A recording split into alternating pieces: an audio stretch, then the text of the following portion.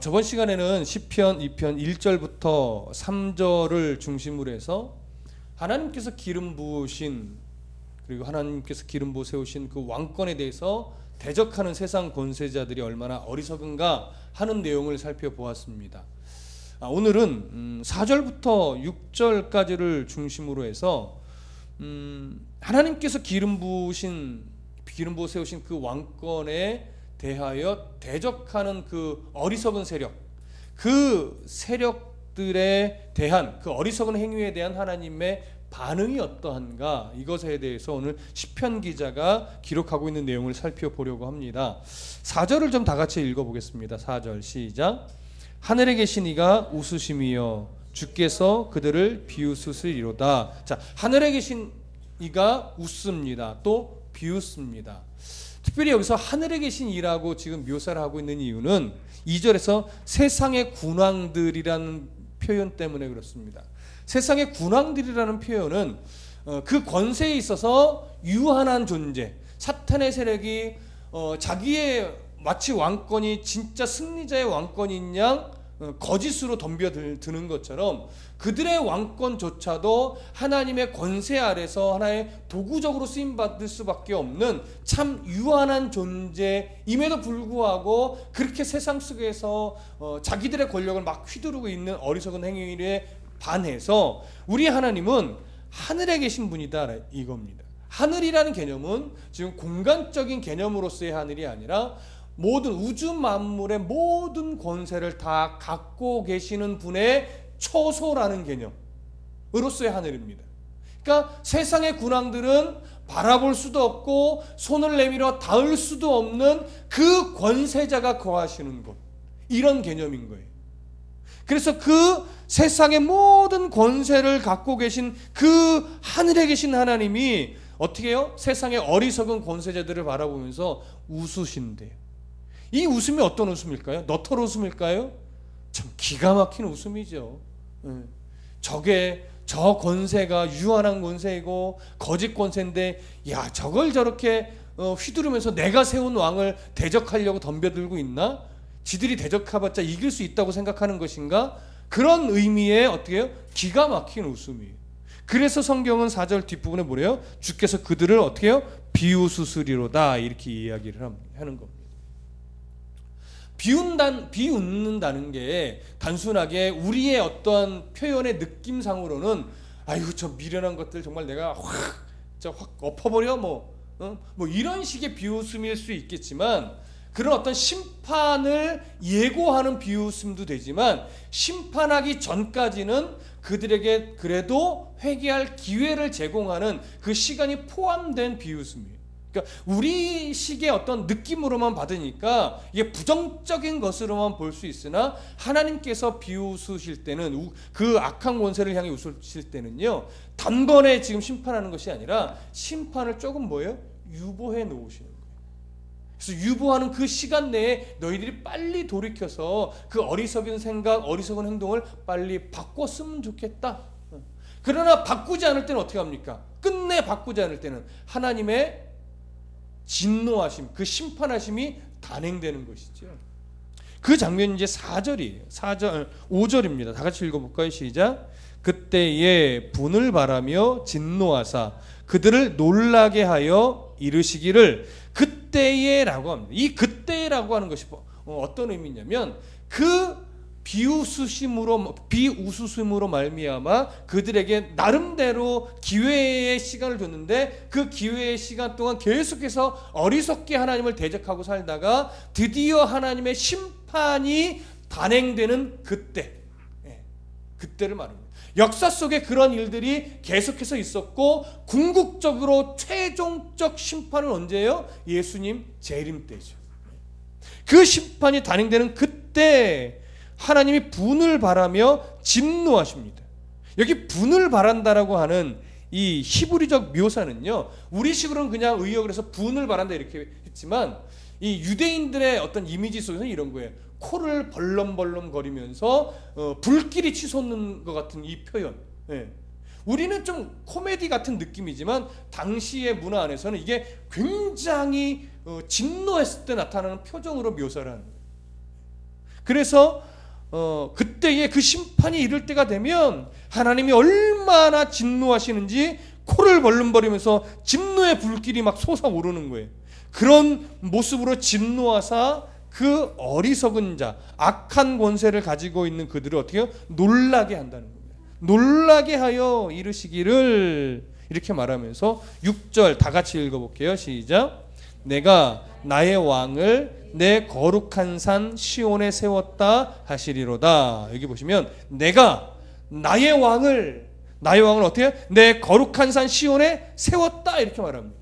그러니까 하나님께서 친히 기름 부어 세우신 그 왕을 하나님의 거룩한 성에 세웠다, 이거죠. 그러니까 이게 뭐예요? 하나님이 기름 부어 하나님의 성에 하나님이 세우신 왕을 세워놨는데 감히 누가 대적하려고 덤벼드냐는 거죠. 대적하려고 덤벼들어봤자 이길 수 있다는 거예요, 없다는 거예요? 없다는 거죠. 이길 수 없음에도 불구하고 자꾸 이기려고 덤벼드니 그 악한 세력이 참으로 어리석다는 거예요. 그래서 여기 보면 내가 나의 왕을 기름 부어 세웠다 할 때 1차적으로는 다윗 왕을 이야기하는 걸 것이고, 조금 더 넓은 시각으로는 다윗의 후손들에게 이어진 다윗 왕권을 이야기하는 것일 것이고, 궁극적으로는 누구예요? 온 세상에 메시아로 오신 예수 그리스도의 권세, 십자가에 죽고 부활하심으로 죽음의 권세를 깨고 승천하셔서 하늘보좌 우편에서 하나님과 함께 지금도 통치자로 계시는 그 예수 그리스도의 권세를 말하는 거예요. 그래서 그 하나님께서 하나님의 그 친히 왕을 기름 부어 세우신 후에 그 거룩한 산 시온에 세웠다, 이렇게 말을 합니다. 우리가 주목해서 보고 싶은 것이 뭐냐면 바로 나의 왕을 내 거룩한 산 시온에 세웠다, 이렇게 말하는 표현이에요. 거룩한 산 시온이라고 하는 것은 예전 처음에 이 표현을 쓸 때는 주로 어디를 묘사하는 거였냐면 다윗 왕조의 수도인 예루살렘 성읍을 가리키는 거였어요. 이게 조금 더 지나서는 다윗이 점령했던 가나안의 성읍, 그러니까 말을 잘못했네요. 처음에는 본래는 다윗이 점령했던 가나안의 성읍을 일컬어 시온이다라고 말을 했었어요. 근데 그것이 조금 더 후에는 확대돼서 성전이 서 있는 전 지역을 향해서 시온이라고 표현했었어요. 그러고 나서 좀 더 지나게 다음에는 예루살렘 성읍 전체를 향해서 뭐라고 말하냐면 시온이다, 이렇게 말했습니다. 근데 그런 시온이 거룩한 산이라고 말해요. 여러분, 거룩하다라고 하는 묘사는 어떨 때 씁니까? 더러운 것, 하나님이 싫어하는 것이 막 공존할 때 거룩하다고 합니까? 아니죠. 하나님이 싫어하는 것이 제하여지고 하나님이 기뻐하는 것으로 충만한 것, 하나님을 경배하는 것으로 충만한 그 자리, 그렇게 세상의 악한 것과 구별된 자리를 뭐라고 말해요? 거룩한 장소, 거룩하다, 이렇게 말하는 겁니다. 그러면 여기서 거룩한 산 시온이라고 묘사할 때 이 거룩한 산 시온은 결국 오늘 본문에 입각해보면 무엇을 말하냐면 하나님의 통치가 바르게 시행되어지는 그 장소, 여기가 거룩한 산 시온입니다. 그러니까 하나님이 세우신 다윗 왕권으로 이해하자면 다윗의 통치가 미치는 그 범위, 그 지경, 그게 뭐예요? 거룩한 산 시온이죠. 그런데 그 지경 안에 있다 할지라도 다윗의 통치를 받기를 거절하는 사람이 있다면 그 사람은 거룩한 산 시온에 해당하는 인물입니까? 아닙니까? 아닌 거예요. 그렇기 때문에 오늘 하나님이 왕을 세워서 거룩한 산 시온의 왕을 세울 때는 항상 뭐가 필요한 거냐면 그 왕권을 내신 하나님 앞에, 그 주권자 앞에 바르게 순종하는 그 내용이 필요해요. 그러니까 같은 땅 아래 머물고 있지만 이 안에는 두 가지 부류가 공존하는 거예요. 첫 번째는 어떤 부류예요? 하나님의 통치를 인정하지 않고 그 통치를 거절하고 대적하는 무리, 그리고 하나님의 통치를 인정하고 그 통치에 순종하려고 애쓰는 무리, 그 두 부류밖에 없습니다. 중간지대는 있을 수 없습니다. 그래서 하나님을 향해 내가 하나님의 백성이고 그리스도의 은혜를 덧입었다 말하는 사람들은 바로 이 하나님의 통치에 뭐하는 자예요? 순종하는 자. 그러면 하나님의 통치에 순종하는 자는 그 거룩한 시온의 안에 속한 거룩한 공동체가 되는 것입니다. 그러니까 오늘날 우리들은 항상 이 땅의 대한민국이라고 하는 어떤 법치 국가 안에서 그 법에 순종하고 살지만 그 안에서 그럼에도 불구하고 우리는 기본적으로 누구의 통치를 받는 자예요? 하나님의 통치를 받는 자예요. 근데 여기서 우리는 큰 문제가 생깁니다. 우리는 기본적으로 그런 기본을 가지고 살아가는데 실제로 우리의 삶의 현장으로 탁 들어가면 너무나 많은 부분 하나님의 통치를 받는 자인지 아닌지 구별이 되지 않는 모습으로 살아간다는 거예요. 악한 사단의 세력이 예전에는 전쟁과 같은 모습으로 주로 일어났다면 오늘 신약시대로 넘어와서는 사실은 전쟁과 같은 모습으로 잘 일어나지 않아요. 어떤 모습으로 주로 일어나죠?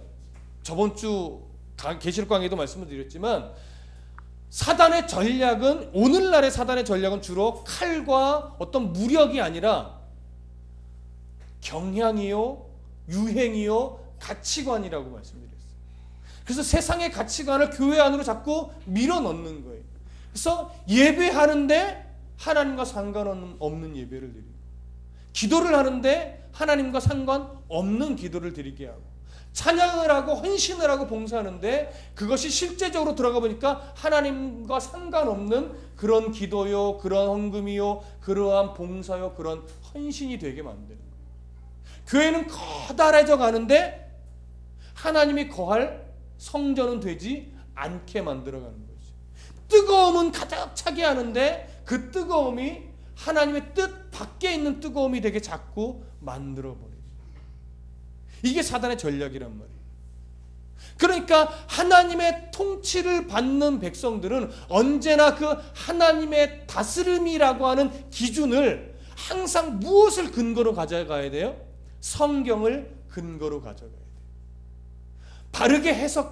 바르게 해석된 성경의 내용을 근거로 우리의 순종이 나가져야 되는데 성경을 바르게 보지 않고 성경에 근거하지 않으면 항상 우리의 신앙이 어디로 끌려가느냐면 너무나 주관적인 경험에 끌려가고 그다음에 굉장히 신비적인 내용에 끌려가고 그리고 다분히 전통에 매여 있는 신앙에 끌려가는 거예요. 그러면 그렇게 끌려가다 보면 내 신앙이 정말 하나님의 통치를 받는 신앙인가? 하나님이라는 이름은 있지만 하나님과 상관없이 어떤 종교라는 옷을 입은 그냥 그런 생활인가? 이게 이제 헛갈려지기 시작한 거예요. 그게 무뎌지고 오래 지속되다 보면 하나님과 상관없음에도 불구하고 그냥 내 종교적인 감성에 빠져서 그게 하나님 앞에 바른 신앙인 양 그냥 속으며 뭐예요? 살아가는 거예요. 이제 여기서부터 가장 무서운 게 시작이 돼요. 그렇게 되면 이제 누가 바른 소리를 해도 그게 귀에 들어오질 않아요. 이게 사단의 전략입니다.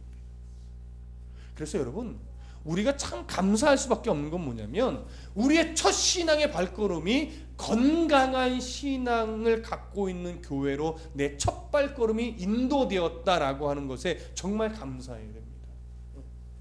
제가 특히 우리 교회 성도들 이렇게 보면요, 심성들이 참 착해서 만약에 첫 발걸음을 이단에 들여놓았으면 정말 헤어나기 어려웠을 사람들이. 첫 발걸음. 그리고 그게 전부인 줄 알고 살았을 것 같아요. 근데 여러분들만을 얘기하는 것이 아니고 근데 저도 마찬가지. 제가 정말 그 신앙의 첫 걸음을 건강한 신앙을 갖고 있는 교회 안에서 들어가서 신앙생활을 시작했으니까 지금까지 물론 올 수 있었죠. 물론 하나님이 끌어내셨겠지만 얼마나 많이 돌았겠습니까? 얼마나 쓸데없는 데 진액을 빼고 얼마나 가치없는 싸움을 많이 싸웠겠어요. 근데 건강한 신앙에 있는 자리로 내 발걸음이 첫 발걸음이 인도되었기 때문에 지금까지 건강한 신앙을 가지고 바르게 올 수 있었던 것 같아요. 오늘 우리가 바로 그 신앙을 갖고 있다고 하는 것에 여러분 우리는 정말 감사해야 됩니다. 그렇기 때문에 더 부단히도 내가 예전에 갖고 있던 전통적인 신앙의 테두리에 너무 매이지 말고 그것이 정말로 성경에 부합한가를 다시금 점검하면서 오늘 내 신앙을 누구의 통치 안으로 자꾸 밀어넣어야 돼요? 하나님의 거룩하신 통치권 안으로 내 삶의 구석구석 하나하나를 다 밀어넣어야 되는 거예요. 그러기 위해서 더 말씀을 가까이 하고 그러기 위해서 말씀을 더 알아가려고 애쓰는 거죠. 이것이 바로 거룩한 산 시온에 거하는 하나님의 백성들의 살아가는 자세인 겁니다. 역사적으로 볼 때 많은 나라들이, 이 많은 이방 나라들이 하나님이 세우신 나라, 하나님이 세우신 공동체, 하나님이 세우신 교회를 무력화시키려고 수없이도 공격해 왔던 흔적들이 많이 있습니다. 그러나 그런 공격들이 오래될 것 같고 영원할 것 같았지만 실제로 다 오래 가지 못하고 그 쥐었던 권력을 다 버릴 수밖에 없었어요. 로마도 그랬습니다. 우리나라의 공산권 일제시대 여지 없었습니다. 그 당시에 살던 우리의 선조들은, 또 우리의 어른들은 이 악한 시대가 언제나 끝날란가 하면서 가슴을 치며 울며 통곡했던 시대도 있었지만 결국 하나님은 그 속에서 신앙을 지켜내셨고 교회를 지켜내셨고 지금까지도 교회가 세워지게 하셨습니다. 오늘날은 그와는 다른 양상으로 교회가 어려움에 빠져 있고 위기에 봉착해 있지만 성경 안에서 발견하는 것은 그럼에도 불구하고 하나님이 교회를 지켜내실 거라는 약속입니다. 오늘 우리는 그 하나님을 붙잡으셔야 돼요. 세상에 수없이 부정적이고 비관적인 소식들이 수없이 우리의 귀로 눈으로 들어와서 가슴이 때로는 먹먹하고 답답하고 그럴 때 많지만 그때마다 우리의 마음을 부정적인 것에 자꾸 두지 말고 그럼에도 불구하고 우리 하나님은 교회를 지켜내신다. 그럼에도 불구하고 우리 하나님은 한국교회의 목회자를 살려내신다. 그럼에도 불구하고 하나님은 우리 한국교회 성도들을 회복시키실 것이다. 나는 그 하나님을 믿는다라고 우리의 생각과 마음을 자꾸 긍정적으로, 말씀에 근거한 긍정적으로 우리는 계속 바꿔가셔야 돼요. 그럴 때 우리의 신앙이 가라앉지 않고 계속 생명력 있게 살아갈 수 있는 겁니다. 우리의 믿음을 이렇게 하나님의 통치 안으로 밀어넣는 그런 신앙이 될 때 우리는 참으로 건강한 신앙을 끝까지 이어갈 수 있고, 저번 주에 말씀을 드렸던 대로 그렇게 하나님의 통치권 안으로 나의 삶의 모든 걸음을 밀어넣는 것이 결국 무엇이냐? 오늘 12절을 다 같이 보겠습니다. 12절 다 같이 읽어보겠습니다. 시작. 그의 아들에게 입맞추라. 그렇지 아니하면 진노하심으로 너희가 길에서 망하리니 그의 진노가 급하심이라. 여호와께 피하는 모든 사람은 다 복이 있도다.